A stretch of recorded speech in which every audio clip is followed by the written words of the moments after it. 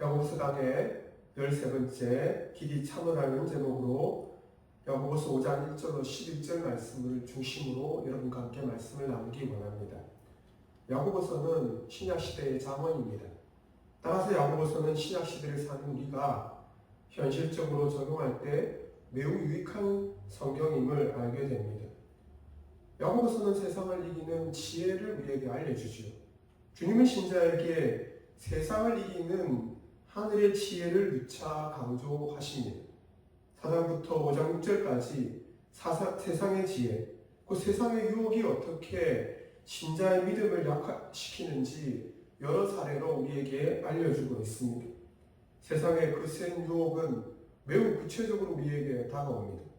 세상의 지혜는 우리에게 뚜렷한 그 결과를 가져다 줄 것이라고 외치든지 내지는 속삭이기도 합니다.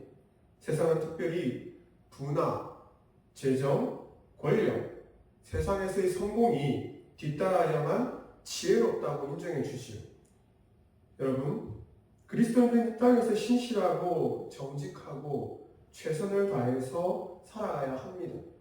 그럼에도 불구하고 여러분이 어떤 목적지를 향해서 나아가고 있는지 매일매일 점검하시기 바랍니다. 하나님과의 관계를 매일매일 교정하시기 바랍니다. 여러분, 악기는 정확한 음을 내기 위해서 주기적으로 그리고 연주할 때마다 튜닝해야 합니다. 그렇듯이 신자도 하나님과의 관계가 친밀해지도록 영적 튜닝을 받아야 합니다. 그렇지 않으면 세상으로 회귀할 가능성이 매우 높기 때문이죠. 신자는 믿음의 전성기를 구가할 때나 아니면 바닥을 칠 때나 늘 조심해야 합니다. 여러분이 고난 가운데 있을 때에만 한 번이라도 더 기도하게 되고 말씀을 통해 주의 뜻을 구하게 될 수도 있을 것입니다. 그러나 여러분이 하는 일마다 잘 되고 자녀들이나 그리고 여러분들이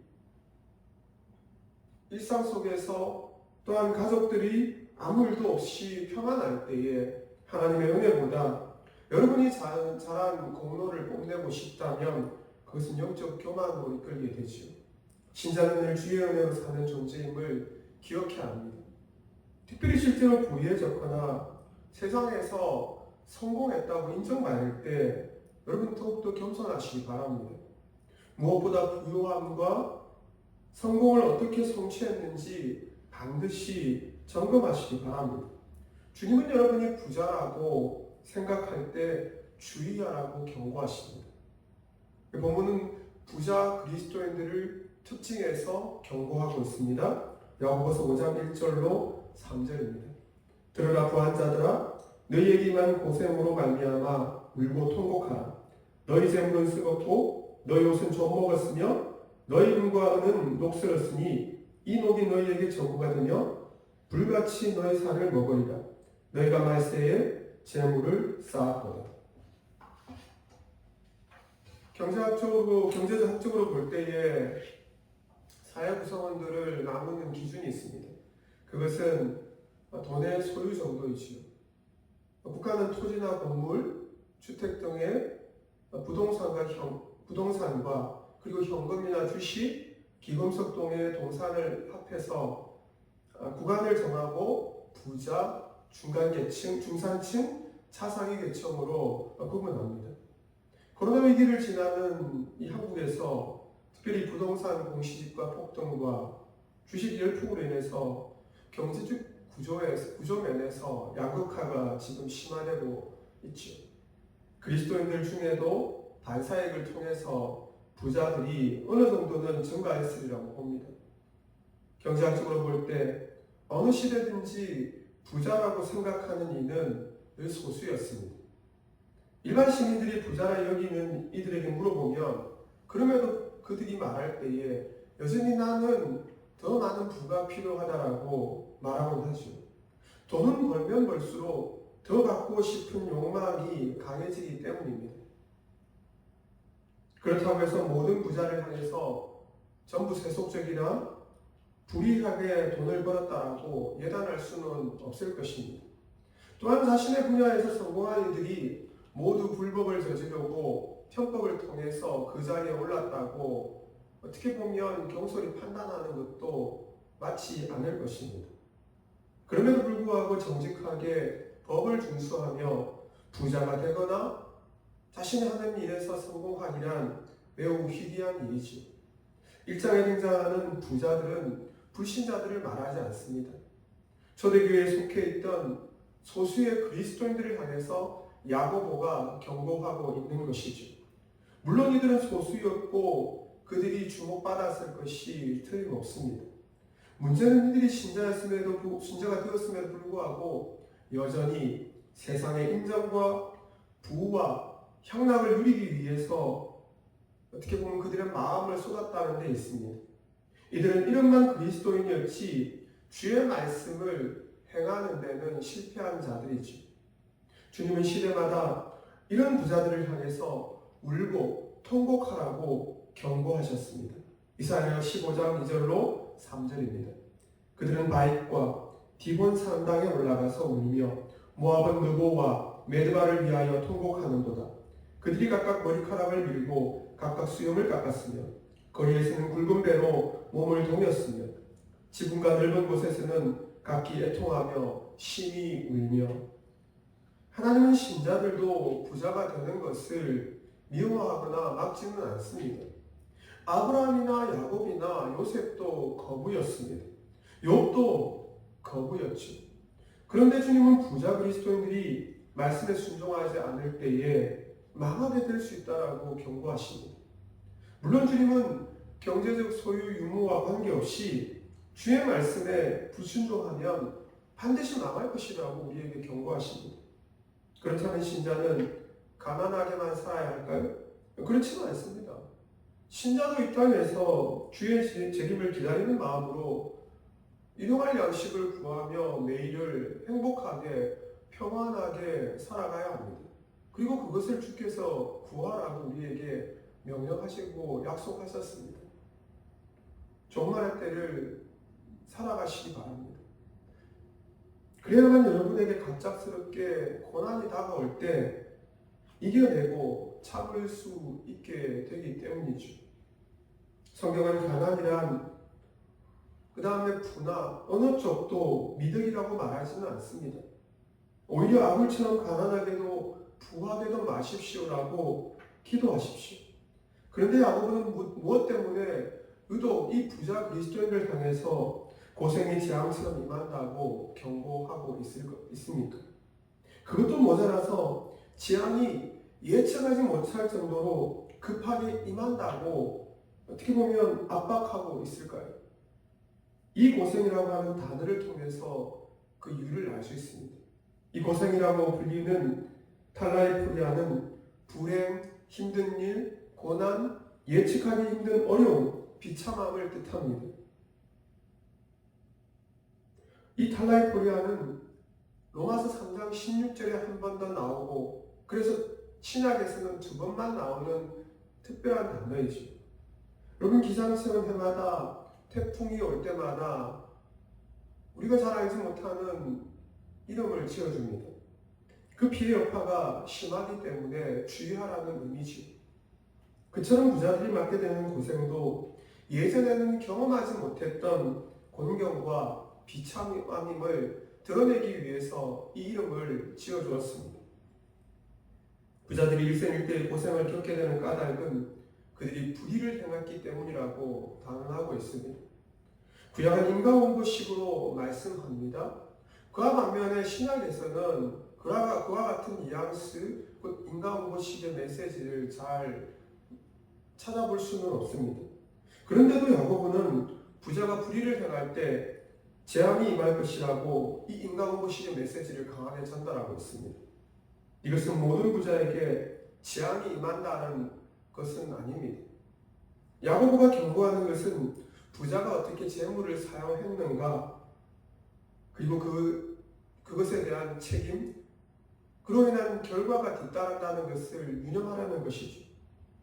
야고보가 경고하는 것, 그리고 이것이 단순히 자신뿐만 아니라 예수님도 그렇게 말씀하셨다는 것을 우리는 기억해야 합니다. 예수님은 부자들에게 하나님 나라에 들어가는 것이 낙타가 바늘 귀에 들어가는 것보다 어렵다라고 말씀하셨습니다. 왜냐하면 그리스도인이 된 다음에 부자가 되었거나 부자로서 그리스도인이 되었을 때에 경우의 수를 관계없이 주님은 그 부라고 하는 것이 주님이 주신 은사요 선물이라는 것을 기억하라고 말씀하셨습니다. 하나님이 신자들에게 주는 유무형의 복들은 모두 한 방향으로만 치우치지 않습니다. 그것이 영적인 은사일 수도 있고 그 다음에 물질적일 수도 있고 우리가 사용하고 우리가 또한 행하는 기술일 수도 있고 지식일 수도 있습니다. 언변의 은사일 수도 있고 여러 가지 일들일 수도 있죠. 특별히 재물의 복 또한 하나님의 은사라고 받아들이라고 이 소수의 부자들에게 말씀하고 있는 것이죠. 하나님이 주신 은사는 그것이 무엇이든 간에 반드시 다른 사람들을 위해 써야 한다고 주님은 말씀하십니다. 자수성가했거나 아니면 부모의 유산으로 인해서 부자가 되거나 사회적 경제 상황을 통해서 아니면 자신의 능력을 통해서 부자가 되었다라고 해서 결코 자만하지 말라는 뜻이죠. 만약에 그것을 자기 자신만을 위해서 자기 가족만을 위해서 사용한다면 주님께서 반드시 책망하실 것이라고 경고하십니다. 최근에는 기부 문화가 활발한 편입니다. 그러나 여전히 우리 주변을 보면 가난하거나 병약해서 도움이 필요한 이웃들이 많은 것을 볼 수 있습니다. 이 지역의 주민들이 대다수가 그렇습니다. 이곳에만 그런 사람들이 있나요? 여러분 미얀마 사태를 보셔서 알겠지만 국제적으로 공격을 당한 민족들이 허다합니다. 주님은 우리에게 주신 이 재물의 복이 이웃을 향해서 흘러가기를 원하고 계십니다. 특별히 부자가 아니더라도 잉여재산이 남아있다면 나누고 베풀기를 주님은 우리에게 요청하고 계십니다. 그렇게 순종하지 않는다면 주님은 우리에게 심판이 비껴가지 않을 것이라고 말씀하고 있지. 불의한 자는 심판하시고 의로운 자는 높이신다고 주님은 약속하고 계십니다. 우리는 누구나 재물이 필요합니다. 특별히 이 땅을 살아갈 때에 얼마나 많은 재정들이 각기 요소마다 시기마다 필요합니까? 문제는 재물을 과하게 소유하고자 하는 욕망과 탐심을 제어하지 못한다는 데 있지. 더 나아가 불의하게 재물을 모으려고 할 때에 그 과정이 불의한 경우가 문제가 될 것입니다. 타인의 손해를 보게 하고 타인이 상처를 받게 하면서 자신만 이익을 취했을 때 주님은 그것을 불의하다라고 심판하실 것입니다. 야고보는 부자가 된 그리스도인들이 재물을 은사로 사용해서 가난한 자들을 향해 돕지 않는 것에 대해서 경고하고 있습니다. 부자 그리스도인들이 금과 은, 이 재물이 녹슬게 될 것이라고 부정적으로 말하고 있죠. 근데 여러분, 금은 녹슬지 않습니다. 그런데도 이렇게 완곡하게 표현하는 이유가 무엇입니까? 자신이 소유한 그 재물이 타인을 향해서, 다른 사람들을 향해서 돕는 데 사용되지 않는다면 그것은 독과 같은 독이 될 수밖에 없다는 것을 강조하기 위함이죠. 그리고 이것이 자신을 향해서 죽이는 도구로 사용된다라고 이야기합니다. 부자들은 주의 심판할 때에 무엇 때문에 책망받게 됩니까? 재물을 많이 모았다는 이유 때문에 그렇게 심판받을까요? 그것은 아닙니다. 하나님의 부자들을 향해서 책망하시는 이유는 재물을 불의하게 모은 과정 때문입니다. 그리고 재물을 어떻게 사용했는지에 대한 책임을 묻는 것이죠. 부자들은 인생에서 부를 축적하며 기뻐했을지도 모릅니다. 하지만 주님께 심판받을 때에 반드시 고통이 임할 것이라고 경고하고 있습니다. 하나님이 그의 은사를 주신 이유가 분명하기 때문이죠. 재물은 가난한 자들을 위해서 적절히 분배되어야 한다라고 주님은 말씀하십니다. 제가 말씀드리는 뉘앙스가 공산주의를 말하거나 사회주의를 말하는 게 아닙니다. 또한 하나님 나라를 위해서 우리에게 주신 재물이 사용된다 사용돼야 한다라고 성경은 우리에게 알려주고 있습니다. 더 나아가 선한 일을 위해서 우리의 재물이 사용되도록 주님은 우리에게 자발적인 헌신과 희생을 요구하시는 것이죠. 그러나 주님은 부자가 되기 위해서 수단 방법 가리지 않고 축적하는 데만 재미를 드리고 흥미를 쌓고 목적을 갖고 있는 사람들을 향해서 경고하고 계십니다. 오직 자기 자신만을 위해서 재산을 모으기만 하고 베푸는 데 인색한 사람을 주님은 반드시 심판하실 것입니다. 작은 가게든지 대기업이든지 물러나고 노동자의 임금을 체불한 경우, 불이하게 임금을 삭감한 경우, 부당해고를 심심치 않게 행한 사업주를 향해서 주님은 반드시 심판하실 것입니다. 노동에 대한 정당한 대우를 해주지 않고 고용주만 부자가 되었다라고 하면 그 역시 주님 앞에서 심판을 면하기 어려울 것입니다. 타인이 취해야 할 수익을 착복해서 부자가 되는 경우에도 주님은 이들을 심판하실 것이라고 말씀하고 계십니다. 제품이나 재화나 서비스는 품질을 보장하도록 각 분야에서 전문가가 여러분 되는데 훈련하셔야 합니다. 아울러 함께 일하는 노동자에게 정당한 임금을 지불하려고 애쓰시길 바랍니다. 수익이 발생했다면 수익의 일부를 선한 사업을 위해서 타인을 돕는 데 사용하시길 바랍니다. 교회도 마찬가지지요. 교회의 재정이 부해지는 것을 자랑하기보다 그것을 어떻게 플로잉할 건지, 다른 사람들에게 남던 흘러보낼 것인지를 우리는 생각하고 투명하게 공개적으로 재정을 사용해야 할 의무가 있습니다. 크리스찬 기업가라면 기업을 정직하고 투명하게 경영하는데 투신해야겠죠. 여러분이 직장인들로 지내고 계시지만 여러분의 직장 속에서 여러분의 달란트를 타인을 돕거나 그리고 고객을 위해서 사용하시기를 소망합니다. 주재권이 우리가 살아가고 있는 모든 분야에서 작동되어야 합니다. 주님이 주인 되시지 않으면 우리가 그 모든 분야에서 주인 되기가 쉽기 때문이죠. 야고보는 심판의 날을 엄중하게 표현하고 있습니다. 종말 때 심판이 마치 살육의 날이 될 것이라고 경고하고 있지요. 성경은 우리에게 지금이 종말의 때라고 말합니다. 종말은 주님께서 십자가를 지신 때부터 시작된 것이나 다름없습니다. 그런데도 불의하게 살면서도 여전히 평안하게 노후를 맞이하는 이 사악한 인간들이 우리 주변에 얼마나 많이 있습니까? 그런 사람들을 볼 때에 정말로 종말이 임할까에 대한 의구심이 들기도 할 것입니다. 실제로 그런 부자들이 지금은 종말이거나 또한 심판의 때가 있다라고 믿는 이들도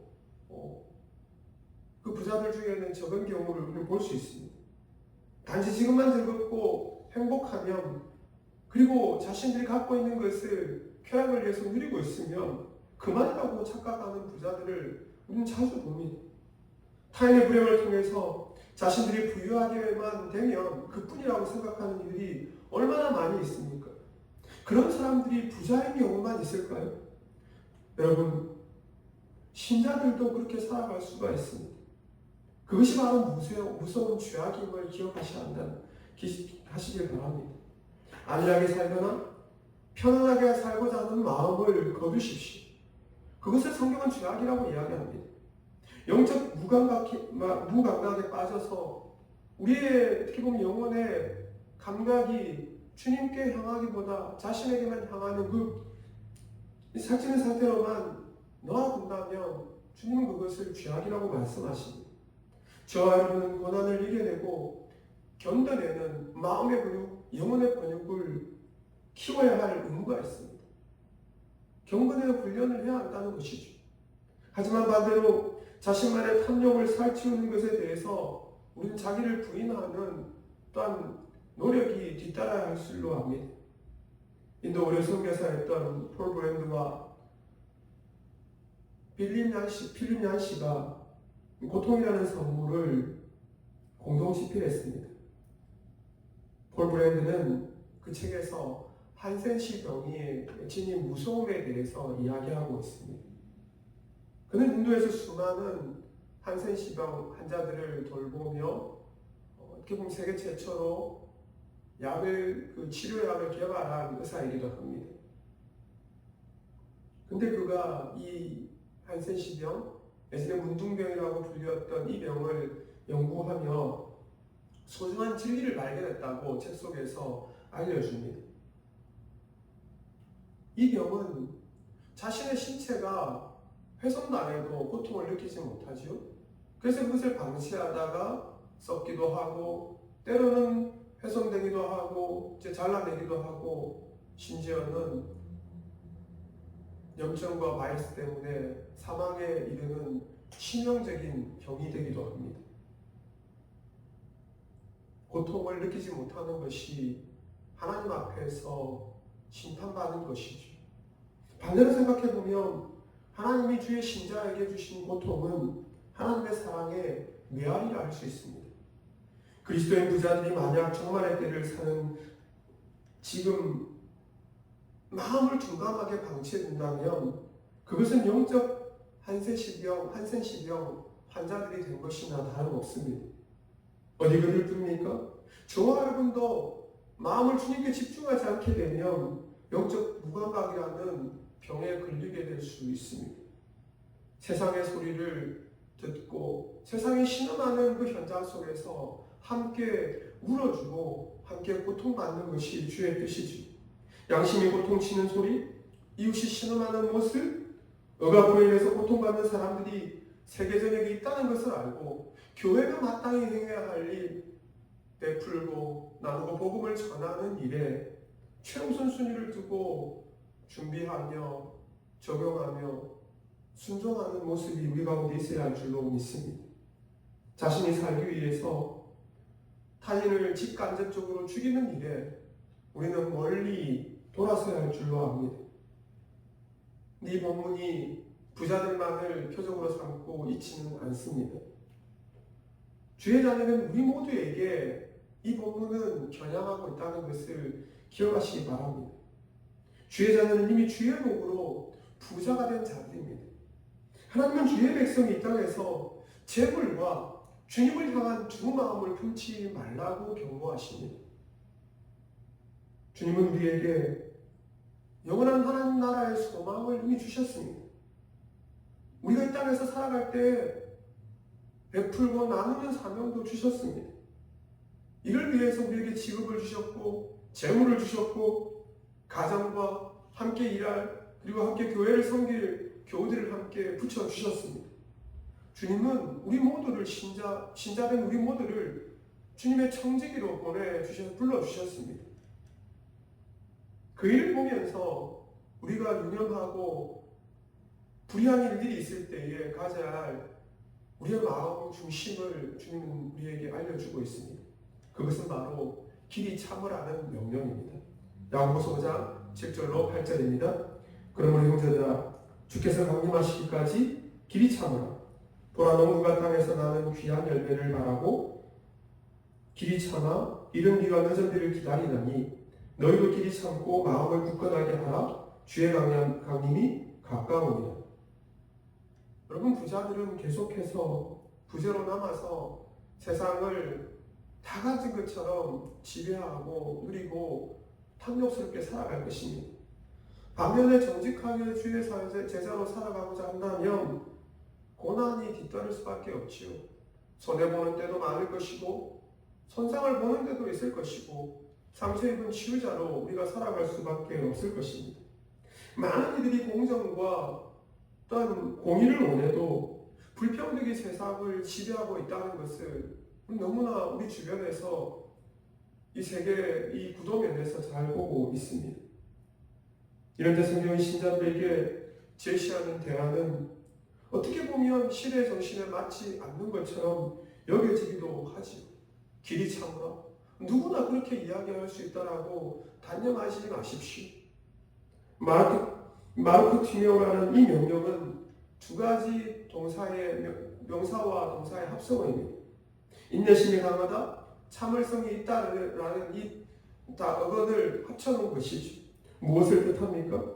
주님이 신자에게 다른 길을 요구하시지 않는다는 겁니다. 뻔한 길 같지만 이 길이 참는 것이 우리에게 명확하고 확정된 유익을 가져다 준다는 것을 기억하시고 순종하시기 바랍니다.